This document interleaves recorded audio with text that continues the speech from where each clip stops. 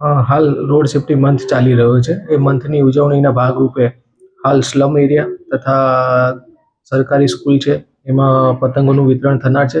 તથા ઉત્તરાયણમાં દોરીના લીધે જે ગળું કપાય છે એ માટે બચાવવા માટે ટુ વ્હીલરની આગળ યુ ટાઈપનું જે વાયર આવે છે એ લગાવવાની કામગીરી કરવામાં આવશે. તથા લોકોમાં જાગૃતિ વધે તે માટે સ્કૂલ લેવલ તથા કોલેજ લેવલે રોડ સેફ્ટીના પ્રોગ્રામ કરવામાં આવશે.